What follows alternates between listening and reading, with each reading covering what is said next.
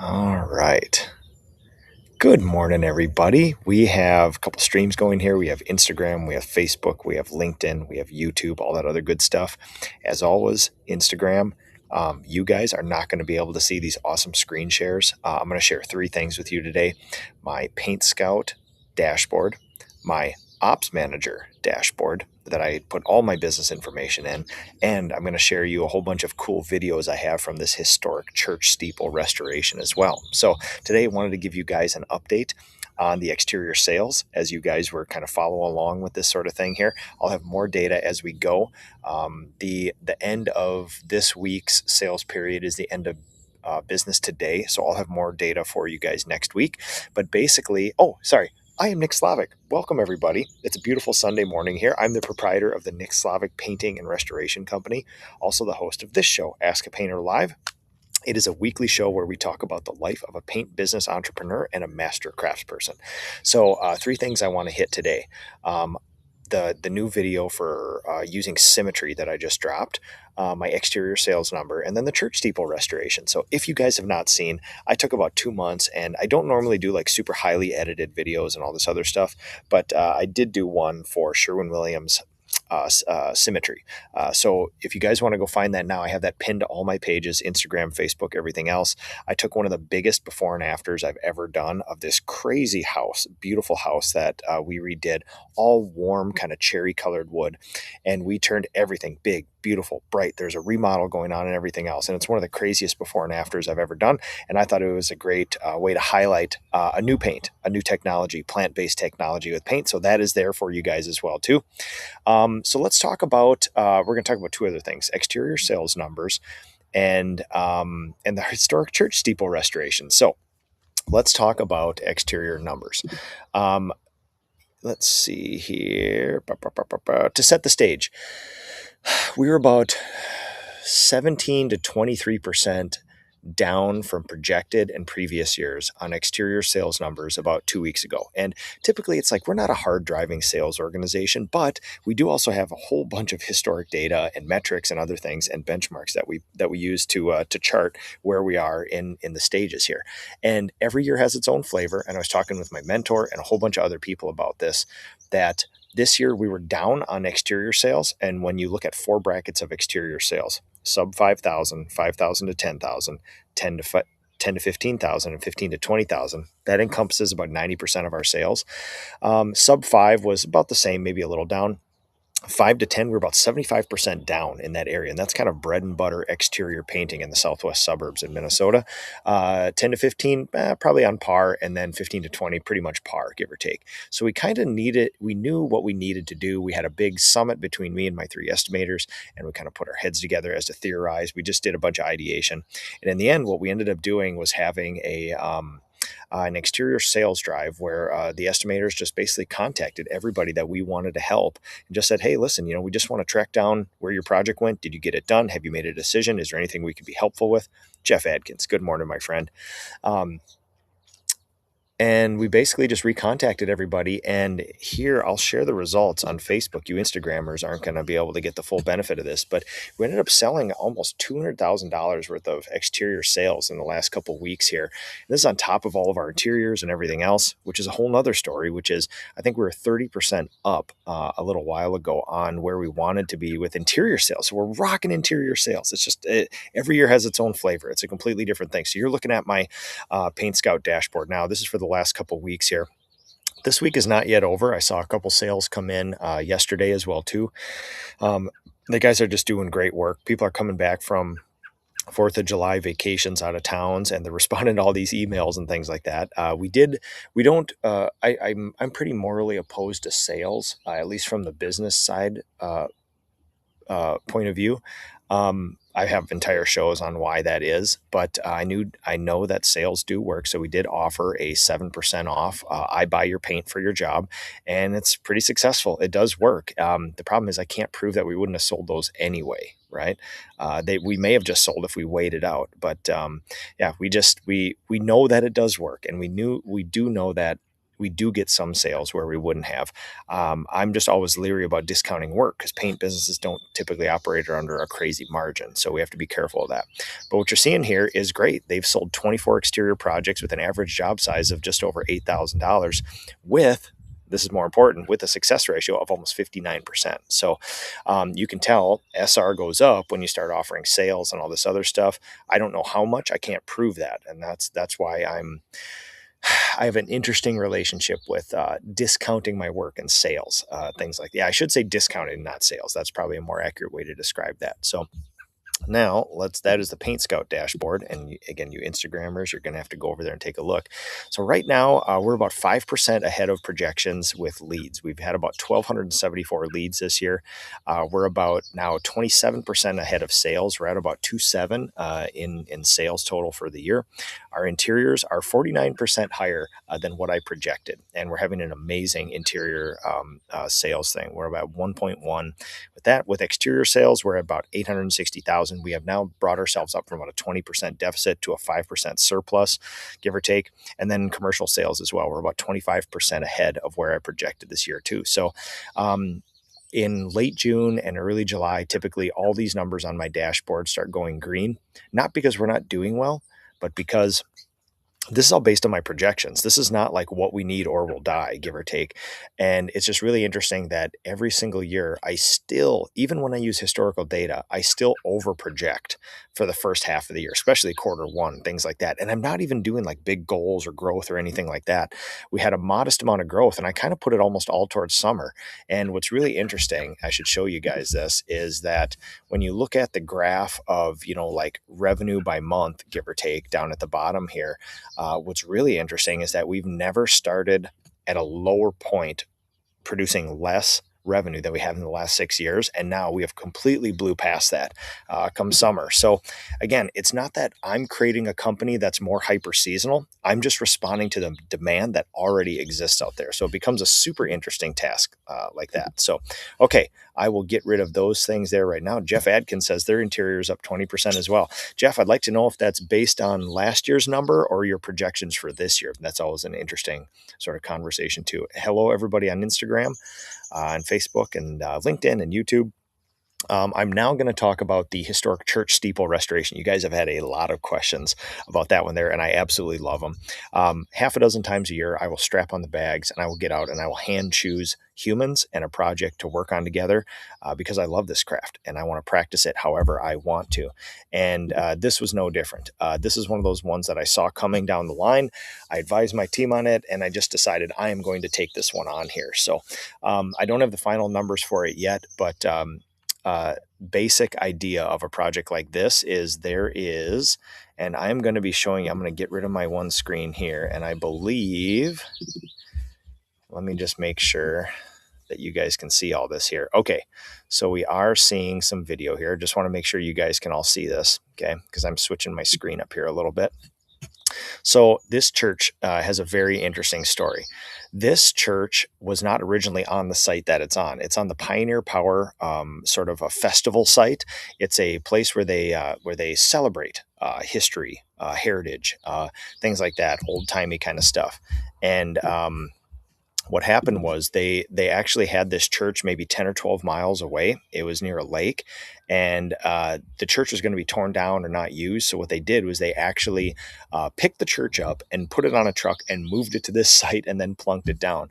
And for those of you on Instagram, I'm actually showing drone videos of us here doing this sort of thing. And the rest of the house has siding, or the rest of the church has siding on it. But this particular section, this steeple, this bell tower, is wood, original wood. It's got brackets on it. It's got great louvers. It's got little cross cutouts, and it's got kind of a witch's hat with a big copper cross on it.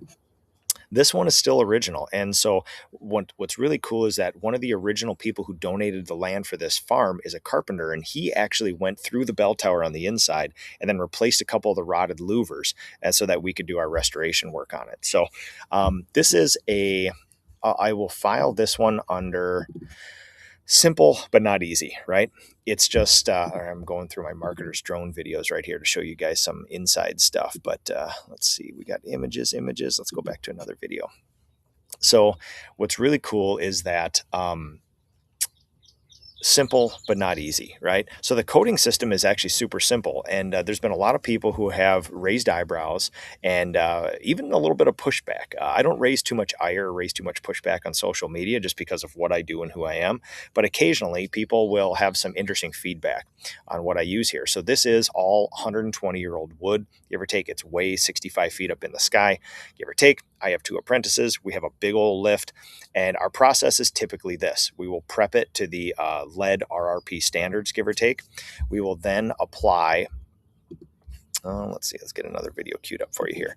We will then, the old historic way of doing this would typically be to scrape and sand all the RRP standards, apply a coat of primer on everything, and then 2 coats of like super high quality exterior, 100% acrylic paint and stuff like that. I have an interesting take on this. So we still do that on historic homes, but when we have a preponderance of bare wood, I start using solid color acrylic stain. Here is the general thinking. It is a lighter coating. It creates less surface tension. The first coat, for any of you who have ever used it, it actually penetrates into the wood. So we use Sherwin-Williams Woodscape solid color acrylic stain, and it will give you the exact same finish as paint. It looks exactly like paint. It protects the same, but the first coat penetrates deep into the wood. And if you've ever used this stuff before, you know that, because especially on old projects like this, where we have old wood that is just like, oh, it's so dry. It's been up in the air for years and years and years. You brush and roll the first coat on, and you see it go right into the wood. It's almost like a penetrating finish like this. And the main idea between solid color acrylic stain and the paint is that the first coat will penetrate, and then as it ages, it actually does something really cool. It will fade before it peels. Heavy, thick, rubbery latex paint will technically probably trap some moisture. It's a great coating system, right? It's tried and true, whatever else. But I've realized that especially when you have historic wood that breathes a little bit, and with this, there is open to the backside. This is a bell tower with louvers and all this other stuff. My general idea for something like this, and this may be sacrilege for historic restorationists like myself, but I've always liked an idea of 5, 10, 15, 20 years down the road, what will end up being a better system for these people? Because I do not want to be up here 3 years from now doing a touch up on one of these louvers, right? I want this thing to last as long as possible. And if fading is not an issue, if this was black, we may reconsider and use a different coating system. But because this is white, even if it does fade, you can't even tell, because white doesn't fade like darker colors and things like that. So the general idea is give them a coating that will last the longest, because nobody wants to be back up here doing this stuff all the time. And I'm just showing videos through here too. So what we do is we prep it, and then we'll typically give it time. We got rained out the day previous. We'll use a moisture meter. We'll check the moisture on the thing. And then what we do is, because we're up high and there's wind and stuff, we typically don't plastic off all the shingles. What you're seeing is heavy canvases, like big old 12 by 15, the thickest canvas we can get. And we actually use spring clamps and clamp them to the actual tin around there, spread them out over the roof. So even when winds kick up, these heavy canvases will sit down on top of this roof, and they won't flap around and things like that. So that's basically, for 30 years, that's what I've been doing with projects like that. And there's this nice shot of coming up there. And so we'll prep it like that. We'll do a little bit of scraping and sanding after the initial prep work, and then basically we slather on solid color acrylic stain like that, and it's brush and it's roller. And what we'll typically do is, with this one, we're fortunate enough to be able to do it with two lift moves, which I was very pleased about, because sometimes this stuff can be a logistical nightmare of trying to move it around. We were able to preserve a lot of the landscaping around it and stuff too. So what we did was, we basically want to, in order that this doesn't take a very long time, it was me and 2 apprentices. It took us about 10 hours, give or take. I was kind of in an advisory role. I was showing them how to do some stuff, but really these guys who have kind of really never painted before, they've certainly never been on a lift, and they've never done a church steeple before. I was basically there just guiding them the entire way, coaching, mentoring, things like that. And I was insanely impressed by them. So we put the huge lift, I believe it was a 65-foot lift, right in front of the church. And what you can do, if you're a good enough lift operator, is you can kind of go up over and then kink the basket, because your your basket right here comes off the lift like this. And if my head's the church steeple, you can maneuver the basket around to where the side of that basket goes around the backside, and you can actually hit the backside from a lift position on the front of the steeple, which is very, very cool. Instagram, you guys are missing all these cool videos and drone shots from my from my marketer and stuff. That I'm showing on Facebook right now. And we were able to go all the way in back and do half the steeple at a time. So what we'll do is we'll completely paint all the white, then I'll go back and we'll completely do all the brackets. And then what we'll do is we'll remove the canvas and the spring clamps and then do the tin bit there because we kind of clamped it to it. And then once that's done, we check that off 100%, and then we move on to the next side there like that. And it only took us about 4 hours to get around the first side. There were some additional lower soffits areas down below too. And also I had to take a mentor meeting halfway through the day. So that's about an hour and a half of my time, give or take. So the guys made awesome time. We absolutely slathered this thing with paint. I think we used more than 4 gallons of just the white on this. And so we really, really saturated this wood. It was an amazing amount of coating that went into the stuff. And if you guys are watching the videos right here, I mean, we basically got that sucker down to about 80% bare wood, 85% bare wood, give or take. And that's kind of the goal of what we want to do. We don't, we didn't bid to fully strip the thing, but certainly we wanted to, we'll go back to that one. That's a nice one right there. But we certainly wanted to, get as much off as we could and then kind of move around from that. So the longer I do this, the more I think about, in the end, what is the thing that we've always done? What is the thing that I know will work? Or what is the thing that the data shows me from my own company that will actually work? And so with almost all wood houses now, maybe minus a few historic restorations, we're really moving to a lot of solid color acrylic stain. It legitimately just lasts longer and it's not going to peel. And I think I would rather have a complaint 11 years from now that a house has some fading on the south side versus it's all peeling on that side. So Shelton Painting, thanks for the kind words as well. Oh, Dry Dock Painting. Good morning, everybody. So what you guys are missing on Instagram are these beautiful images and drone footage and all this other stuff. So but that's basically it. We did one section like that, checked it off 100%, moved around, checked one section off 100%. And typically what I like to do is, I was teaching my apprentices this, I like to do the hardest part of the project first.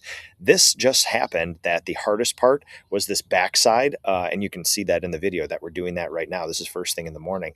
And what we did was, it happened to be on the east side as well too. So we hit it before the sun got too hot, and we moved around and we chased the shadows, and the sun moved us around. So we actually got some time on the backside in the shade and things like that, which is good because when you're painting white in the blazing sun, you can kind of get snow blindness, but you can also like lose your spot really, really easily as well too. So that was basically it. Sequence. It's a very simple paint project, but it's not a very easy paint project. And I've seen people dilly-dally around on lifts and projects like this for a long time. But we're doing the final calculation, but it's likely that we probably came in about 40 to 55% under the projected time that we needed, only because I knew exactly what lift to use. I knew exactly where to put it. I had 2 helpers up there with me, and we just rocked it out. We know exactly the sequence. When I go up in a lift like this, I always have all the tools I need. We have everything so that when we go up, we have water, we have food, we have all the tools, we have supplies, we have coatings, we have extra of anything in case anything gets dropped, and we just hammer. We go up, do half the thing, come down, have lunch, go back up, finish the thing, and then go home, give or take. So it was an amazing project, guys, and this is the reason I started the company. I love stuff like this. You can just say, hey, it's just an old church steeple, and it's wood, and all you got to do is put a couple coats of paint on it. But this is not as easy as it looks. And in order to accomplish this without hiccups, without problems, with all this other stuff, it does take a lot of experience and a lot of time actually spending time in a lift, spending time doing historic restoration. So we had an absolutely awesome time, especially with these young apprentices. They are some of the better human beings I've ever worked with. And the project was a success because of them. So let's go back to, let's see what we got here. Yeah. All right. There we go. All right. I think that's it, everybody. Exterior sales numbers are in a surplus now when they were in a deficit two weeks ago. I have an awesome new super highly edited video that I spent 2 months on. on Sherwin-Williams Symmetry, one of the coolest new paints ever, plant-based technology. I want you guys to go see that.